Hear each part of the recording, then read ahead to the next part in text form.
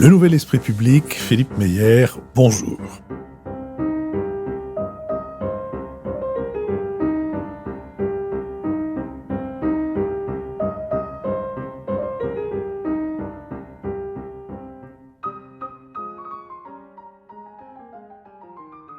Bonjour, merci de nous avoir rejoints pour ce nouvel épisode de la conversation qui, dans le cadre de nos badas, si c'est pour la culture, on a déjà donné, me permet de prolonger notre conversation donc avec Hervé Pierre. Hervé Pierre, bonjour. Mais bonjour Philippe. Alors nous vous avons laissé Laissant vous-même la Comédie Française en décembre 2022 et nous avons déjà une petite idée de ce que vous pourriez faire, mais nous allons essayer de vous la faire préciser et peut-être... Pour préciser cette idée, le moment est-il venu de prononcer le nom de Pierre Meunier ? Oui, oui. Alors dites-nous, qui est Pierre Meunier ? Pierre Meunier, c'est un grand poète du plateau. C'est quelqu'un que j'ai rencontré en 96. En fait, Pierre a été formé au cirque, à l'école d'Annie Fratellini. Il a rejoint ensuite tout ce qui a été le nouveau cirque, justement dans fin des années 80, avec le cirque Aligre, dans lequel il y avait Bartabas, Niglou Branlo, qui vont faire ce petit cirque Piccolo, là, circus là, tout petit, avec Igor et Lily qui vont faire ce cabaret. Et puis lui à un moment donc rejoint les colporteurs. C'est une compagnie de funambules et qui ont inventé la volière de Romesco. C'est l'aventure de la volière de Romesco. Une sorte de grand chapiteau qui est comme une volière, où le tronc principal est un baobab, comme ça, qui soutient la toile, et où il y a des lianes sur lesquelles les funambules travaillent, etc. Et des oiseaux en liberté. Lui a inventé un personnage clownesque qui essaye de lutter, d'être à l'égal des oiseaux. Et donc, il invente des machines toutes plus saugrenues les unes que les autres, qu'on peut sans doute apercevoir au début de l'aviation. Ces gens qui pédalent pour faire agiter quelques petites ailes et qui s'écrasent malheureusement au sol. Lui passait son temps à inventer des machineries de cet ordre-là et puis s'écraser au sol. Jusqu'à ce qu'à la fin du spectacle, il court sur la piste et qu'en fait, il s'envole sans aucune machinerie. Quand il a quitté la volière de Romesco, il voulait faire une adaptation, travailler à une adaptation de Don Quichotte et Sancho Panza. C'était dans la suite logique. Et donc il cherchait un Sancho Panza, et donc on avait des amis communs et on s'est rencontrés. Voilà, physiquement j'avais, je pense, le profil du personnage. Et on s'est bien entendu, et puis il m'a dit, mais en fait, je me suis trompé. En fait, on peut pas adapter Don Quichotte, ça va pas, c'est pas... Et donc, il a commencé à écrire, à travailler. Il a inventé un personnage qui s'appelle Léopold von Fliggenstein, et donc son adjoint, son Sancho Panza, donc qui s'appelle Victor Kutsch, qui est un vérificateur des poids et mesures qui a escroqué les commerçants et donc qui a été viré. Et à tous les deux, ils essayent de lutter contre les lois de la gravitation universelle, de donner à la matière le goût de la légèreté. Et donc, ils se livrent là aussi à des expérimentations assez saugrenues. Donc, on a travaillé ensemble sur un spectacle qui a été créé en 96, qui s'appelle L'Homme de plein vent, qui était un peu au début de sa compagnie, quoi, la Belle Meunière. Maintenant, il est installé, justement, il a pris la relève, en fait, de Olivier Perrier et Jean-Paul Wenzel à Hérisson, un petit village de l'Allier, à côté de Montluçon, où Olivier Perrier avait fait construire une salle de répétition qui s'appelle Le Cube.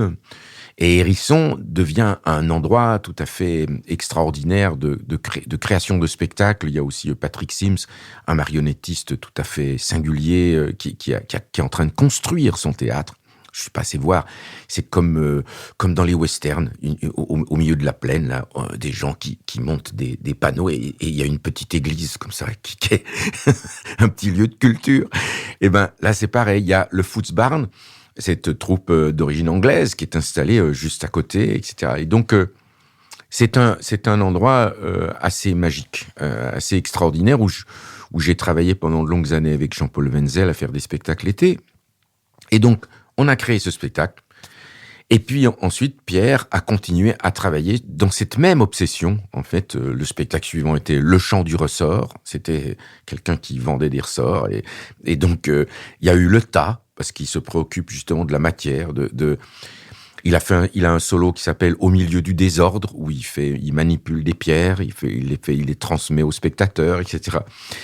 C'est un philosophe, poète, écrivain, mais quelqu'un qui jubile, en fait, qui est dans la suite aussi je sais pas, de Tati, de Pierre Étex, il a ce côté un peu clownesque, un peu drôle, des gens qui s'intéressent profondément à des choses qu'on ne peut pas résoudre, mais comme les philosophes le sont. Là, ils viennent de faire, Bachelard. Maintenant, ils travaillent avec Marguerite Borda. Ils sont deux. Mais ils viennent de faire Bachelard Quartet sur justement Gaston Bachelard. Magnifique. C'est beau, c'est beau. Donc là, on s'est dit qu'on allait reprendre ce spectacle. Alors, bien évidemment, qu'en 96, quand on l'a fait, on avait le corps, l'énergie des gens de 40 ans, voilà. Et donc, on pouvait grimper au rideau. Maintenant, quasiment 30 ans plus tard, grimper au rideau, c'est pas facile. Ça fait mal partout. Et donc, ça a un côté pathétique. En fait, ils y croient encore. Ils y croient encore. Ils pensent qu'on peut changer le monde. Ben, ça fait du bien, en fait. C'est émouvant de voir que le rêve est encore possible de faire bouger les choses. Et effectivement, de donner à la matière le goût de la légèreté, bon, ben voilà. Et donc, on s'y recolle, là, au mois de mai 23, au Théâtre de la Bastille. Il y a il y a une espèce de sympathie pour le pathétique dans les spectacles de Pierre Meunier. Et il me semble que le moyen, pour ceux de nos auditeurs qui ne le connaissent pas, le moyen le plus simple, le plus direct de s'en rendre compte, c'est la vidéo de ce spectacle boueux et baroqueux. Oui, dont je vais vous demander de dire deux mots.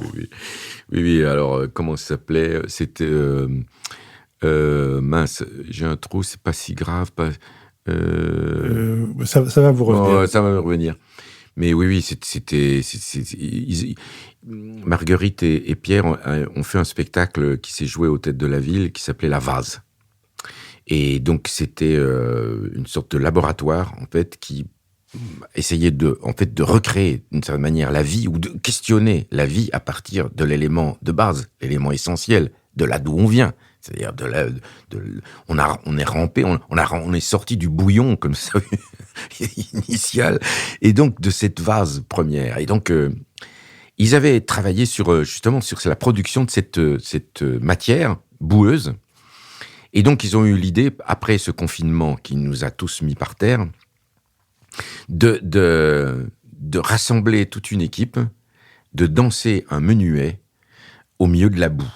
Et ben, je peux vous dire que c'est une catastrophe, quoi. C'est-à-dire que pour tenir debout dans ces conditions-là, pour tenir debout quand l'adversité est telle, quand tout s'effondre autour de vous, quand tout glisse, quand tout le monde patine, c'est pathétique, mais terriblement drôle. Mais je pense qu'il y a dans le rapport de Pierre et Marguerite au théâtre une filiation en fait avec les grands comiques américains,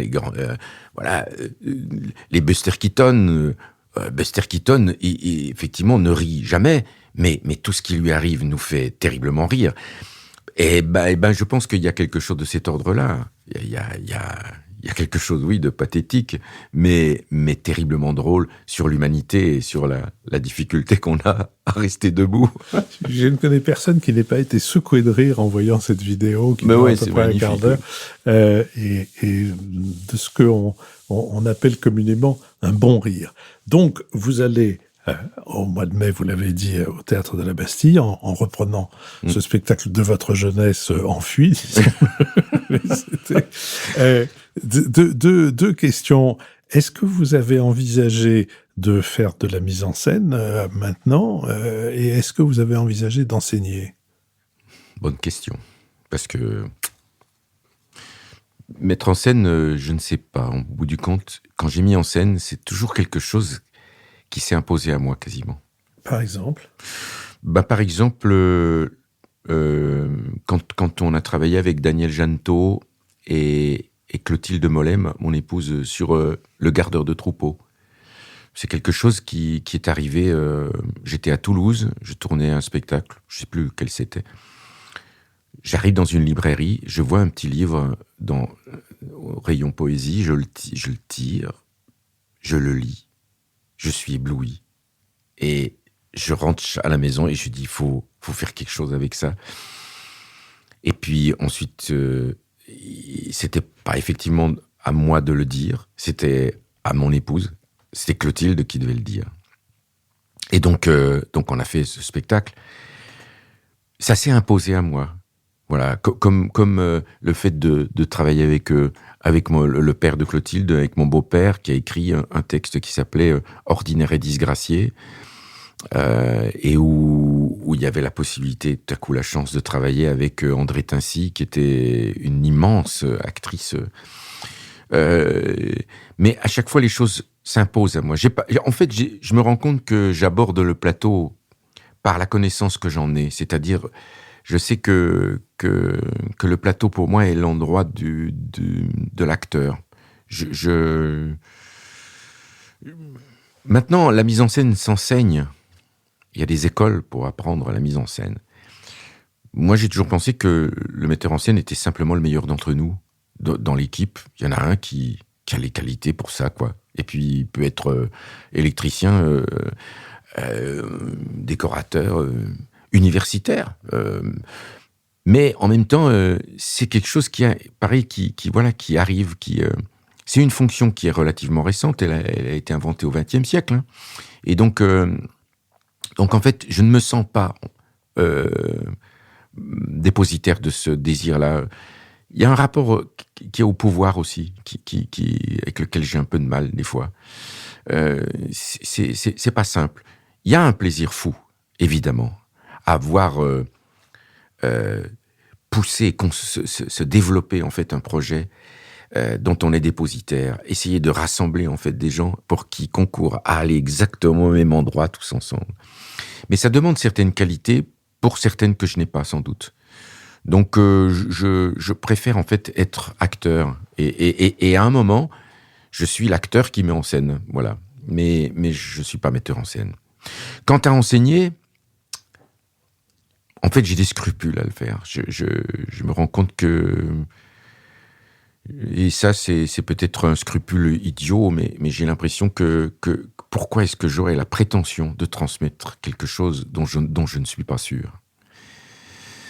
J'ai l'impression que je doute encore de comment je fais ce métier, des raisons pour lesquelles...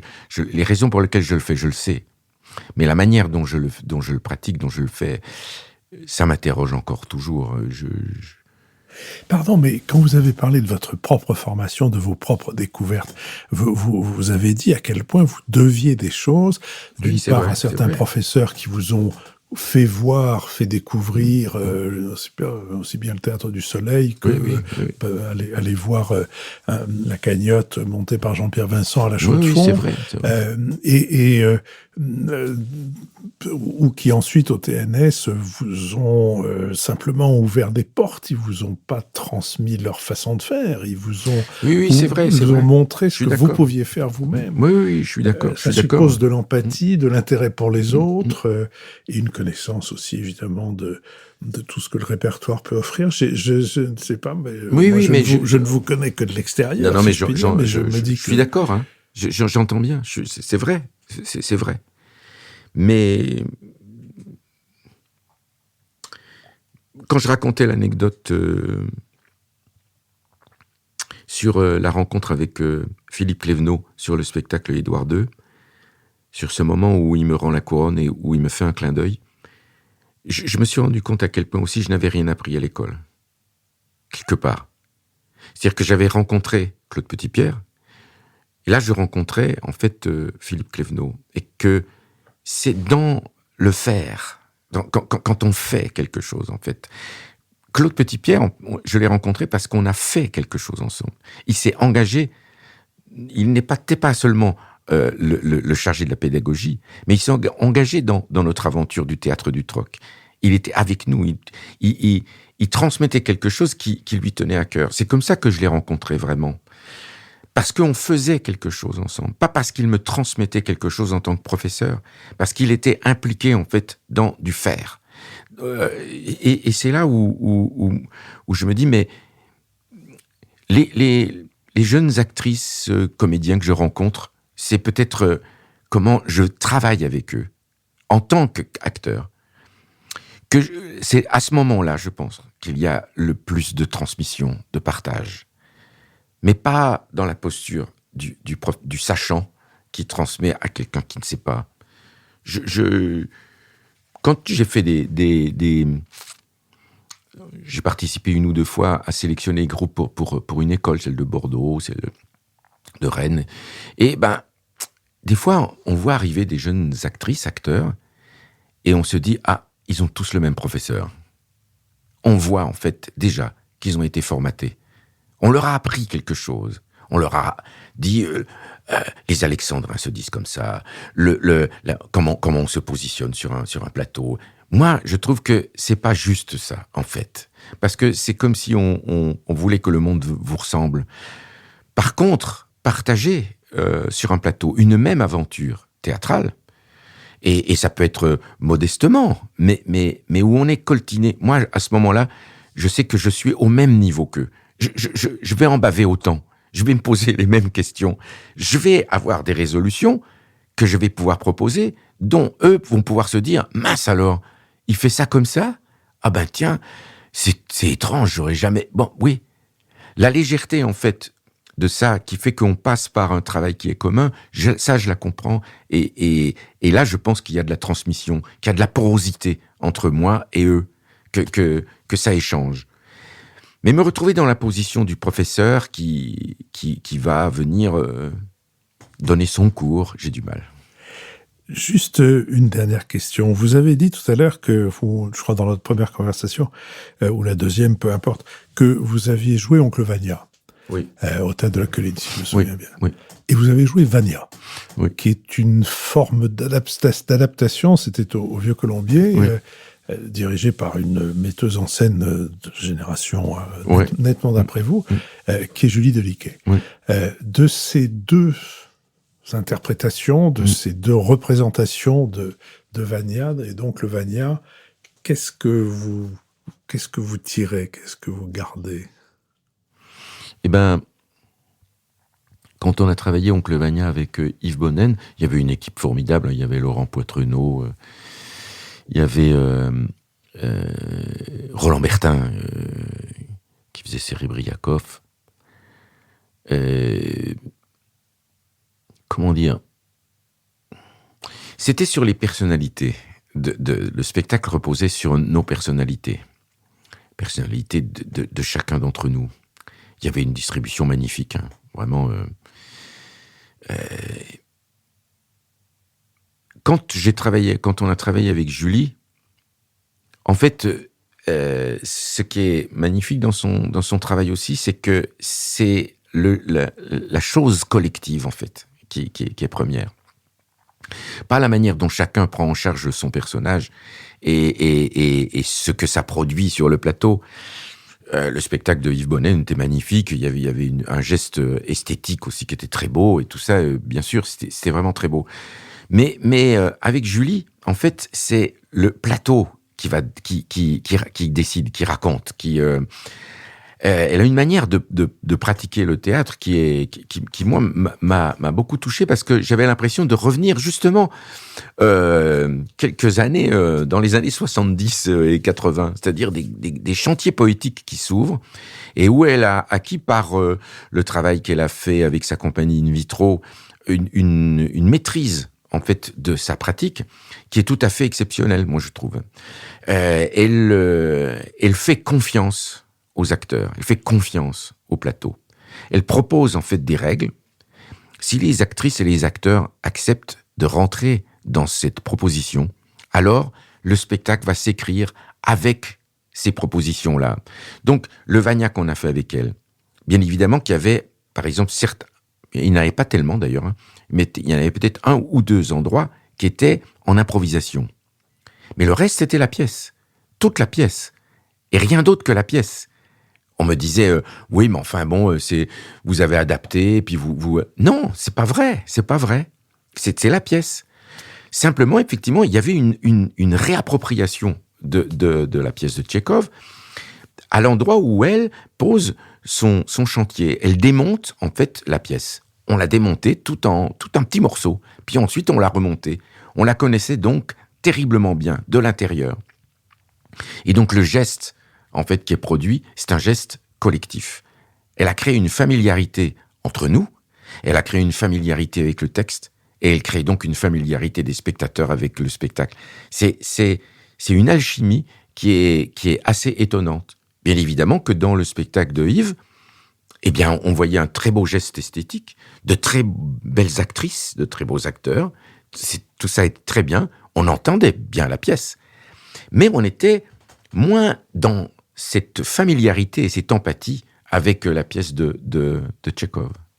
Hervé Pierre, je vous remercie. On n'a pas parlé du cinéma, on n'a pas parlé de la télévision, mais j'avais coutume de dire, et je n'ai pas changé d'avis, que la radio et donc le podcast, c'est l'école de la frustration. Et puis après tout, rien ne dit que nous ne nous reverrons pas. En tout cas, nous vous souhaitons une nouvelle vie de comédien après la Comédie Française, aussi pleine de réussite. Je ne parle pas de réussite dans le sens commercial ou dans le sens du nombre, mais de réussite professionnelle, esthétique, personnelle que vous avez pu avoir. Je voulais juste ajouter que notre complicité, à tous les deux, date de la prochaine fois, je vous le chanterai. Et c'est quand même un moment qui a été extrêmement gracieux, en tout cas pour moi, dans le rapport à la chanson, et j'ai toujours le petit CD que je me repasse. Ça a été un moment de complicité quand même, assez merveilleux. J'ai eu la chance de faire avec vous tous, avec la troupe de l'époque, pendant 5 ans, je crois. Donc, un cabaret où je vous proposais aux uns ou aux autres de chanter. J'avais proposé l'idée à Muriel Mayette, qui m'avait dit, oui, c'est une bonne idée, mais il y en a que 2 ou 3 qui savent chanter. Et sur les 60 que vous êtes, il y en a 56 qui ont fait partie de la troupe. Et les 4 qui n'en ont pas fait partie, une, c'est parce qu'elle m'a dit, écoute, je sais chanter, mais pour l'amour de Dieu, j'ai horreur de ça, donc ne me le demande pas. Et les 2 autres, c'est 2 des plus occupés de la troupe, qui sont Denis Podalides et Guillaume Gallienne, et puis il y en a un 4e, et je crois que c'est parce qu'il a fait que passer et qu'il n'est pas resté. Mais ça a été en effet un moment, et il semblerait qu'en effet tous ceux qui y ont participé en ont gardé, comme moi, je crois, un agréable souvenir. Mais écoutez, merci d'avoir évoqué l'origine de cette complicité, et je donne donc rendez-vous à nos auditeurs la semaine prochaine pour une nouvelle conversation avec un nouvel invité.